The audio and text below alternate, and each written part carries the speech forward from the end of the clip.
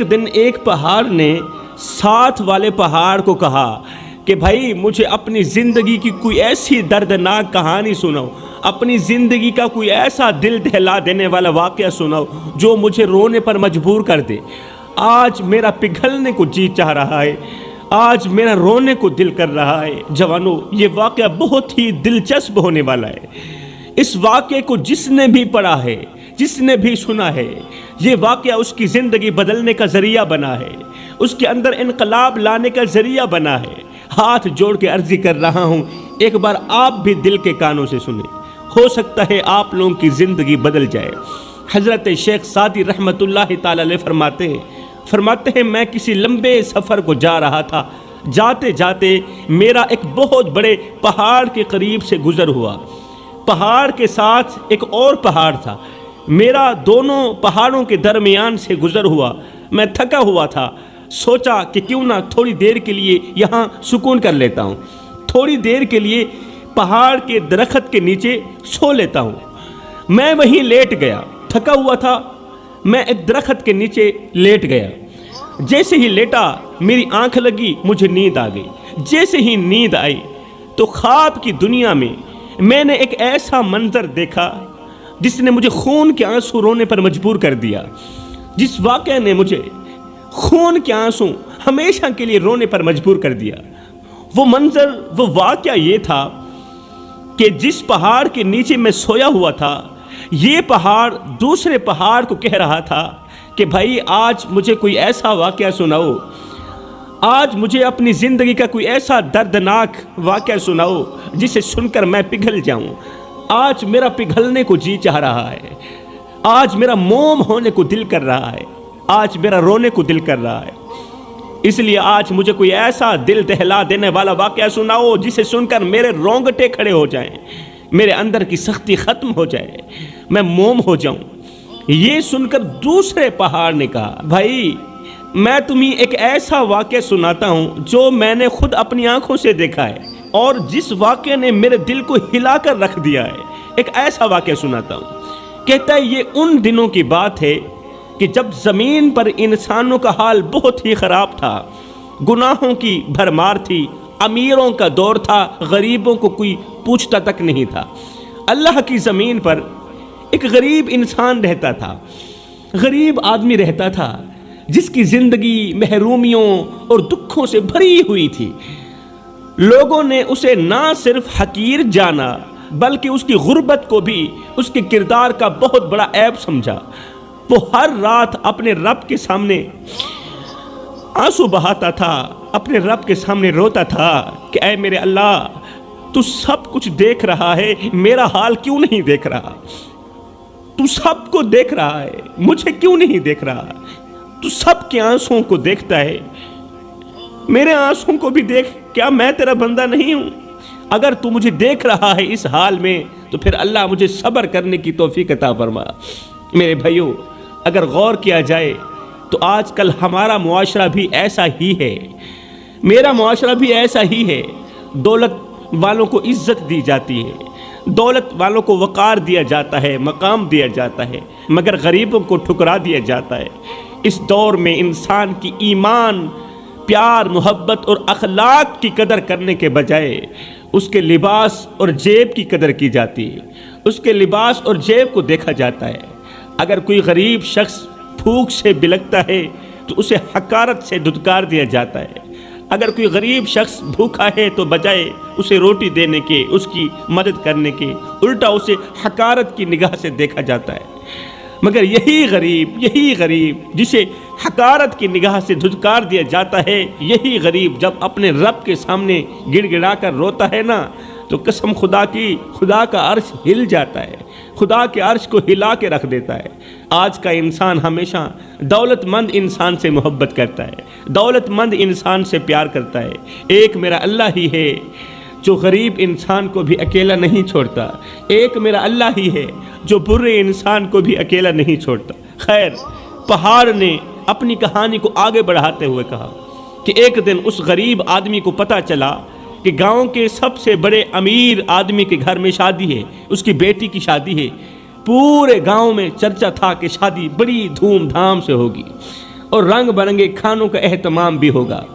یہ غریب شخص بھوکی بیٹی کی طرف دیکھتے ہوئے، بھوک سے نڈھال بیٹی کی طرف دیکھتے ہوئے، وہ بیٹی جو 2 دن کی بھوکی تھی، 2 دن سے اس نے کچھ نہیں کھایا تھا، یہ غریب شخص بھوکی بیٹی کی طرف دیکھتے ہوئے خود کو کہنے لگا کہ کیوں نہ میں بھی وہاں چلا جاؤں، نمبردار کی بیٹی کی شادی پر چلا جاؤں، شاید کچھ کھانے کو مل جائے اور شام کو اپنی بیٹی کے لیے کچھ لے کر آؤں۔ جوانوں، توجہ طلب بات ہے، دل کے کانوں سے سننے والی بات ہے کہ آج ہماری دعوتوں میں، ہماری تقریبات میں غریبوں کو شامل کرنا تو رہی دور کی بات، ان کا ذکر کرنا بھی ہمیں برا لگتا ہے، ان کا ذکر بھی برا سمجھا جاتا ہے۔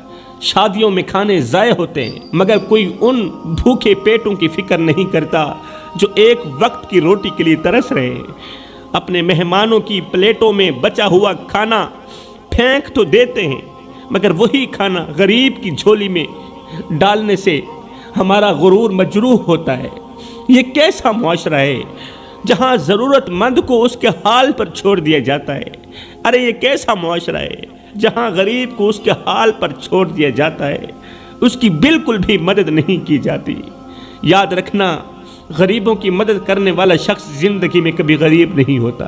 غریب آدمی بھوک کا کاسہ اٹھائے گھر سے اٹھا، امیر کے گھر کی طرف چل پڑا، شادی کی طرف چل پڑا کہ ہو سکتا ہے کچھ کھانے کو مل جائے۔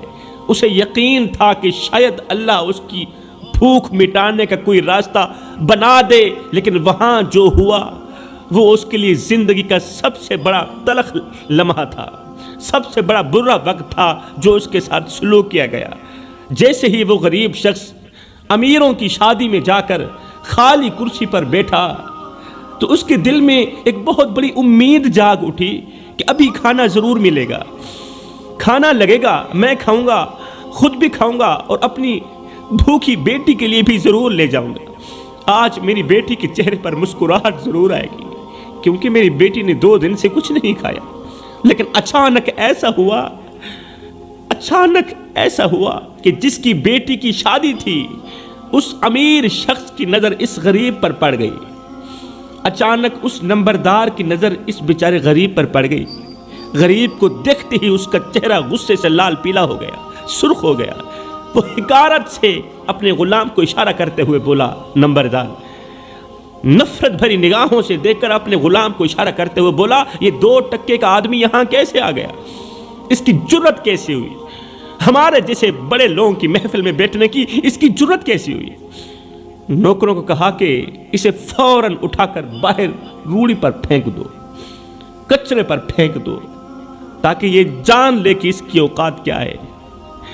غلام نے حکم کی تعمیل کرتے ہوئے اللہ کے غریب بندے کو اٹھایا، باہر روڑی پر پھینک دیا۔ ہائے، روڑی پر پھینک دیا۔ وہ غریب شخص روڑی کے ڈھیر پر جا بیٹھا، اس کی آنکھوں میں بے بسی کے آنسو تھے اور حسرت بھری نگاہیں ان رنگ برنگے کھانوں کو دیکھ رہی تھی جو وہ کبھی اپنے خوابوں میں بھی نہیں کھا سکتا تھا۔ لوگ کھا رہے تھے، ہنس رہے تھے اور اسے اسی طرح نظر انداز کر رہے تھے، اس طرح نظر انداز کر رہے تھے جیسے وہ انسان نہ ہو بلکہ کوئی بے قیمت چیز ہو۔ خیر، تمام لوگ کھانا کھا کر اپنے اپنے گھروں کو چلے گئے۔ دعوت ختم ہو گئی، کرسیاں اور میزیں اٹھا لی گئیں۔ رات کی تاریکی نے ہر منظر کو اپنی آغوش میں لے لیا، ہر منظر کو سلا دیا، لیکن اس تاریکی میں وہ غریب شخص اب بھی روڑی کے ڈھیر پر ہی بیٹھا تھا کہ ہو سکتا ہے مجھے کچھ کھانے کو مل جائے۔ اس کی نظریں زمین پر تھیں اور دل میں ایک سوال تھا کہ کیا انسان کی قدر صرف اس کی دولت سے ہے؟ کیا غریب ہونا کوئی گناہ ہے؟ کیا غربت کوئی بہت بڑا پاپ ہے؟ جب سب لوگ چلے گئے، رات کی تاریکی چھا گئی، پھر آہستہ آہستہ یہ اٹھا۔ جب ہاتھ میں کچھ نہ آیا، اٹھا۔ اس کے کپڑوں پر مٹی لگی ہوئی تھی، دھول تھی، اس کے قدم بوجھل تھے۔ اب اس نے کیا کیا؟ تھکے ہارے آسمان کی طرف دیکھا، اس کی آنکھوں میں آنسو تھے اور دل میں دعا تھی، اے میرے رب، تو سب کو دیکھتا ہے، میں آج بھی خالی ہاتھ ہوں۔ سب لوگ کھا کے چلے گئے، دیکھ میرے ہاتھ خالی ہیں، لیکن اللہ مجھے یقین ضرور ہے، مجھے یقین ہے کہ تو میری خالی جھولی ضرور بھرے گا۔ میری بیٹی بھوکی ہے اور میں بے بس ہوں، میرے ہاتھ میں کچھ نہیں ہے، اے میرے اللہ تو میری مدد فرما، تو ہی مدد کرنے والا ہے۔ پھر کیا ہوا، غریب شخص نے ایک بار حسرت بھری نگاہوں سے اس امیر شخص کے محل کو دیکھا، حسرت بھری نگاہوں سے ایک بار امیر شخص کے محل کو دیکھا، پھر وہ اپنے قدم گھر کی طرف بڑھا دیے، گھر کی طرف چل پڑا، روتے روتے چل پڑا۔ وہ گھر جس کے اندر وہ ننھی سی غریب بیٹی اپنے باپ کے انتظار میں بیٹھی تھی، اس کی آنکھوں میں امید کا دیا جل رہا تھا۔ وہ بیٹی بار بار دروازے کی طرف دیکھ رہی تھی کہ آج میرا ابا کچھ نہ کچھ کھانے کو ضرور لے کر آئے گا۔ باپ جب دروازے کے قریب پہنچا تو اس کی سانسیں رکنے لگیں۔ وہ دروازے کے باہر چند لمحوں کے لیے کھڑا رہا، یہ سوچتے ہوئے کھڑا رہا کہ اندر جا کر اپنی بیٹی کو کیا جواب دوں گا۔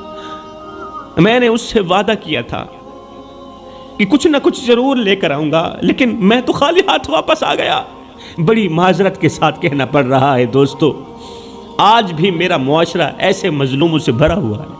ہم اپنی دعوتوں میں ضیافتیں کرتے ہیں، ہزاروں کی مالیت کا کھانا ضائع کر دیتے ہیں، لیکن کبھی یہ نہیں سوچتے کہ ہمارے آس پاس کتنے ایسے بھوکے ہیں جن کے پاس ایک وقت کا کھانا بھی میسر نہیں ہے۔ ہماری خوشیوں میں، ہماری دعوتوں میں غریبوں کی جگہ نہیں ہوتی۔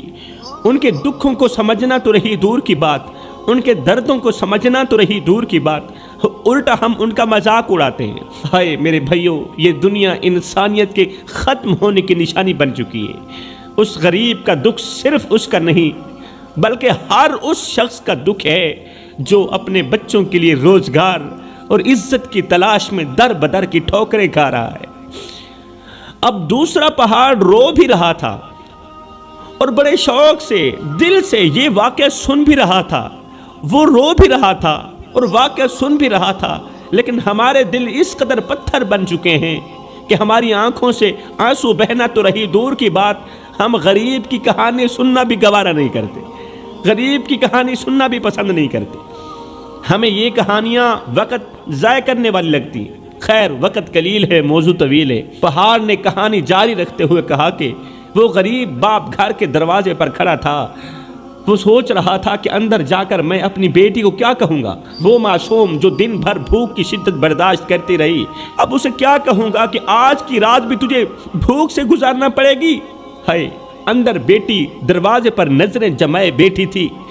جیسے ہی اس نے اپنے باپ کو آتے دیکھا تو اس کی آنکھوں میں خوشی کی ایک چمک اٹھی، لیکن جیسے ہی اس نے باپ کے خالی ہاتھ دیکھے کہ باپ کھانا تو نہیں لے کر آ رہا، تو اچانک اس کی چمک غائب ہو گئی۔ اچانک اس کی خوشی ایک نئی ٹینشن میں بدل گئی۔ اس نے اپنے کانپتے ہوئے ہاتھوں سے باپ کا ہاتھ تھاما۔ بیٹی نے کانپتے ہوئے ہاتھوں سے، کمزور ہاتھوں سے باپ کا ہاتھ تھاما اور ایک ایسا جملہ کہا جو انسانیت کے لیے سب سے بڑا سبق بن گیا۔ اب بھوکی بیٹی کا جملہ ضرور سنو۔ یہ وہ بیٹی ہے جس کو 2 دن بھوک سے گزر گئے، 2 دن سے اس نے کچھ نہیں کھایا۔ بیٹی نے باپ کا ہاتھ تھاما اور ساتھ میں کہا، ابا ایک وعدہ کرو مجھ سے۔ باپ نے کہا، بیٹی کون سا وعدہ ہے؟ بیٹی نے کہا، چاہے میں بھوک سے کیوں نہ مر جاؤں، لیکن مجھے کھلانا تو حلال کا لقمہ کھلانا۔ میں بھوک ہی کیوں نہ مر جاؤں اس کی فکر مت کرنا، مجھے کھلانا تو حلال کا لقمہ کھلانا۔ آج نہیں تو کل ہی صحیح، آج نہیں تو کل ہی کھلا دینا۔ میرے لیے حرام کا بندوبست مت کرنا، میرے پیٹ میں حرام کا نوالا مت ڈالنا۔ اگر حرام کھا کر میں مر گئی تو مرنے کے بعد اپنے رب کو کیا منہ دکھاؤں گی، کون سا منہ لے کر جاؤں؟ یہ سن کر باپ رو پڑا۔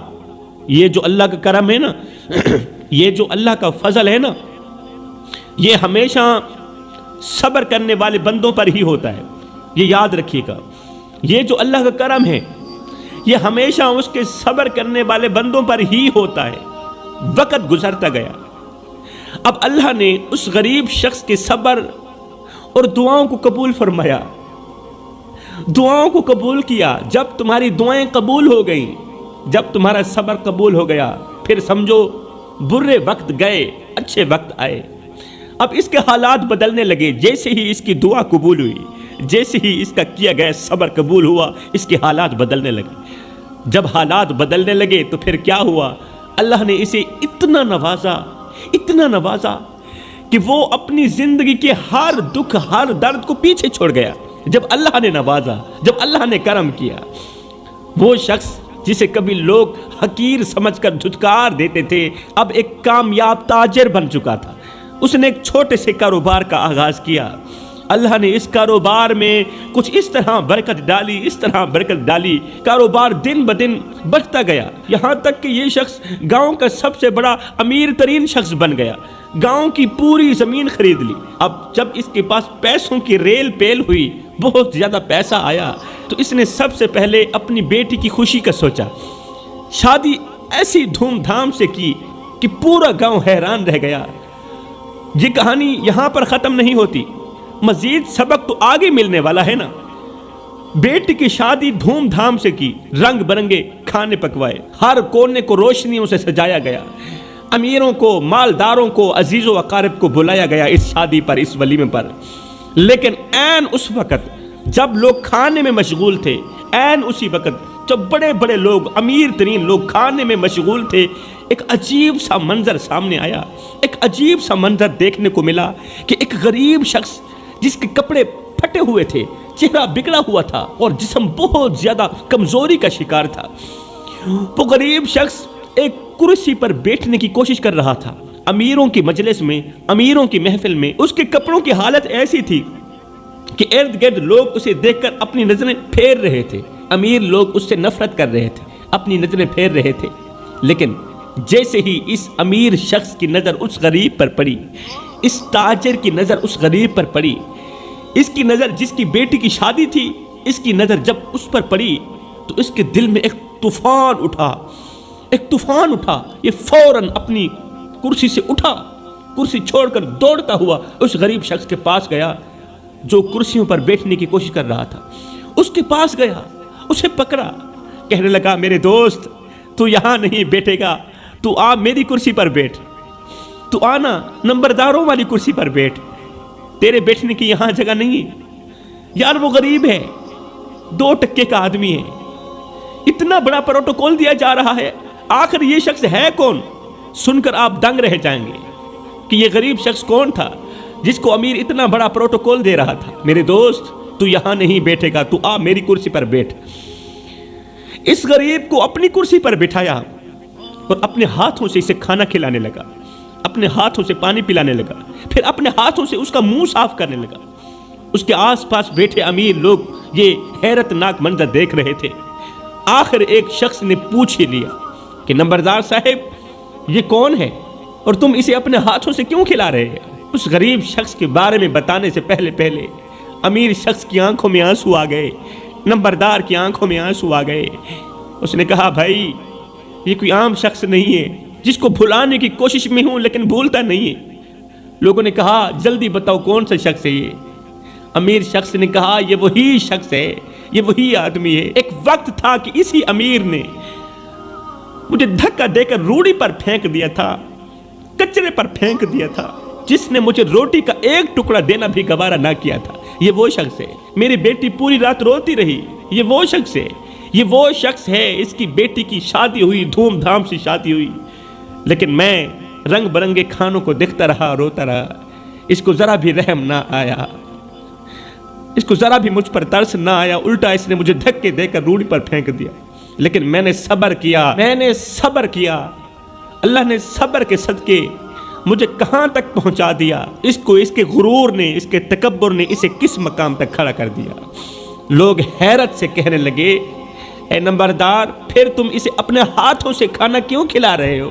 تو اس نمبردار نے کہا، میں اسے اپنے ہاتھوں سے اس لیے کھلا رہا ہوں کہ یہ میرے اللہ کا بندہ ہے، یہ میرے اللہ کی مخلوق ہے، آج یہ معذور ہے، بے سہارا ہے، اور اگر اس کی جگہ کوئی اور ہوتا تو میں اس کو بھی اپنے ہاتھوں سے کھانا کھلاتا۔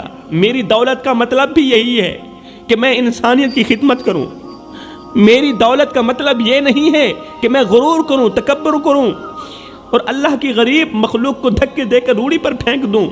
یہ منظر ایسا تھا کہ خود زمین اور آسمان بھی رو رہے تھے۔ وہ امیر شخص اپنی عزت اور دولت کے باوجود عاجزی کا مظاہرہ کر رہا تھا اور لوگوں کو یہ سبق دے رہا تھا، لوگوں اصل دولت پیسہ نہیں ہے، اصل دولت پیسہ نہیں بلکہ